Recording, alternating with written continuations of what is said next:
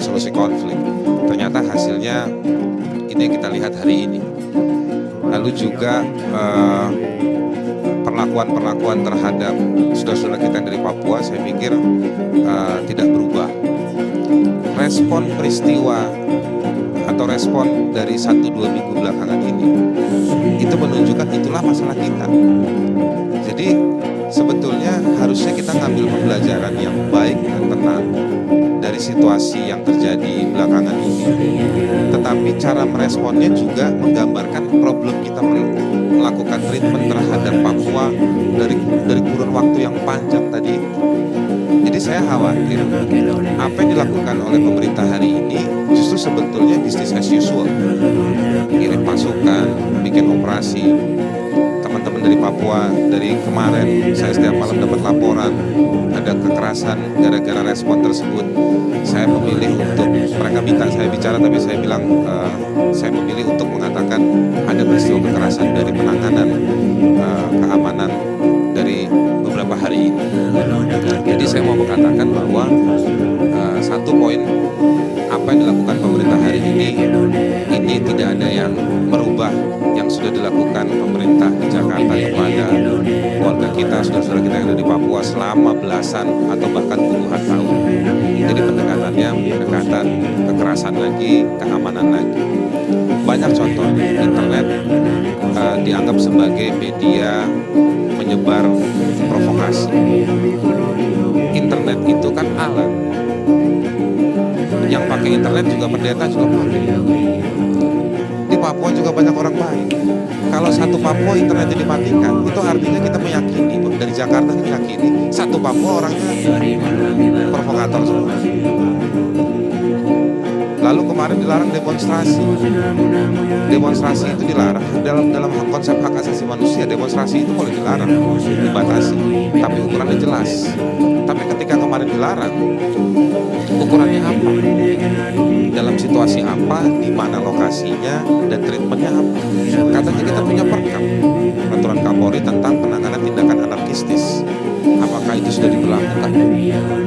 Gitu. Jadi menurut saya treatment yang dilakukan oleh pemerintah menurut saya salah hari ini. Dia mengulangi situasi-situasi yang membuat duka buat orang Papua selama ini. Nah itu satu hal. Yang berikutnya lagi, kemarin terjadi kerusuhan di Jakarta juga komunikasi supaya orang bisa komunikasi juga terjadi. Ya, bukan aktivis orang Jakarta kerusuhan. nah itu dia, kita kan juga protes. Yang saya khawatir, Bang Karni, kita nanti ke depan ada suara kritis dikit, ada peristiwa dikit, itu dianggap jadi terbiasa. Jadi semua dianggap presiden. Peristiwa 2122, internet dilemahkan kegunaannya. Di Papua juga seperti itu. Jadi kegagalan negara menangani situasi justru berdampak luas pada masyarakat. Saya meyakini bahwa internet itu juga bisa dipakai.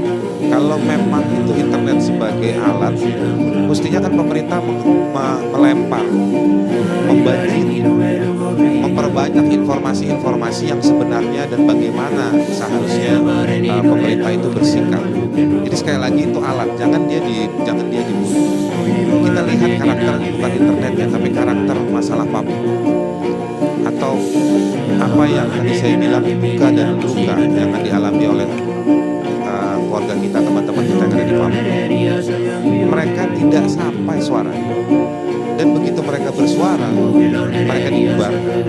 Mereka menggunakan sarana informasi, sarana informatika, dilemahkan internet. Jadi menurut saya, gimana mau dialog, sarana komunikasinya dibunuh, gitu. Jadi ada kekhawatiran. Nah juga saya mau mengatakan juga bahwa apa yang dilakukan seharusnya di hari-hari ini adalah lebih mengedepankan bagaimana upaya negara menyelesaikan problem Papua, bukan sekedar menanggulangi situasi hari-hari ini. Situasi hari-hari ini dia akan berlomba dengan kebaikan dan kecerdasan negara menangani soal Papua.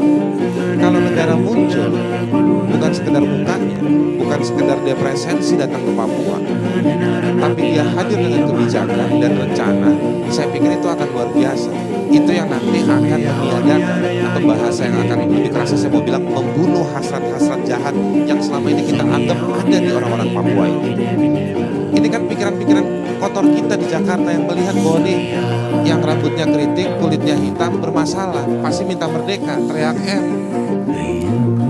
Saya kasih contoh, yang rambutnya lurus, kulitnya sawo matang, begitu dia teriak Papua, gak ada masalah.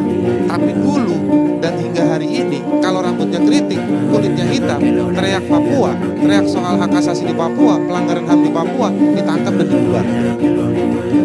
Sarana yang dipakai sarana damai. Tadi yang Mamat bilang betul. Banyak asrama-asrama mahasiswa Papua itu yang digerayangi. Itu bukan cerita baru. Cerita yang sudah bertahun-tahun terjadi di mana-mana. Asrama yang di Halim, asrama yang di Surabaya, yang di Jogja, di Bandung. Jadi memang persepsi kita kacau. Gitu. Jadi persepsi kita pertama yang diidentifikasi fisiknya, bukan materinya. Sama juga saya mau ngeritik kepada TV One. Tadi malam bikin acara, yang saya lihat juga di TV lain sama acaranya seperti itu. Tapi yang dikedepankan adalah identitas Indonesia. Yang menurut saya bahwa orang Papua merasa bahwa kenapa ketika kita teriak masalah substansi soal pelanggaran hukum, diskriminasi, pelanggaran hak asasi manusia, kerusakan lingkungan, soal perburuan, setiap kita teriak yang dituduh kamu Papua, kamu ujungnya berbahaya, minta merdeka, dan yang dikedepankan sekali lagi identitas merah putih. Tidak ada yang salah dengan merah putih, tidak ada yang salah dengan NKRI, tidak ada yang salah dengan Indonesia. Tetapi yang salah ketika kita menutup kuping kita dan mata kita untuk melihat masalah yang substansial. Kapan kesempatan itu ada? Nah, itu yang juga terjadi di lapangan. Yang terjadi di lapangan, mobilisasi merah putih sekarang dibenturkan dengan teman-teman yang rambutnya keriting dan kulitnya hitam. Dan ini bahaya buat teman-teman yang tidak keriting dan tidak hitam kulitnya, tapi dia tidak juga pusing dengan masalah ini karena dia masih bertarung hidup, tapi tinggalnya di Papua jadi korban juga. Nah, kalau saya mohon maaf tadi Ibu Dewan, saya kurang sepakat kalau misalnya melihat yang punya toko dan lain. Memang antropologi orang Papua tidak bukan toko. Tetapi kalau kita mau kritis terhadap para pendatang, saya mau mengkritik adalah kita harus melihat pendatang yang tidak terlihat, yang mengambil tambang di Papua, merusak lingkungan di Papua, tidak bayar buruh tenaga kerja di Papua, tidak mengalihkan teknologi buat orang Papua. Dan ini bertahun-tahun. Problemnya Papua menurut saya, orang semua melihat Papua sebagai tempat untuk diinjak-injak, lalu dikorek isi tanahnya, dibawa kabur. Kalau cuma berdebat soal 92 triliun, tidak ada rumah sakit Siloam atau tidak ada rumah sakit apapun, murah. Yang diambil dari Papua itu jauh dari 92 triliun, jauh lebih mahal. Tapi duitnya kemana? Siapa yang menikmati? Jadi kalau mau bicara soal penyelesaian soal Papua ini, jalan terbaik bukan cuma soal dialog damai. Kalau dialog damai, saya orang yang percaya di Indonesia ini, orang yang paling sopan di Republik ini adalah orang Papua. Orang yang paling baik bahasa Indonesianya di tanah pertiwi Indonesia ini adalah orang Papua.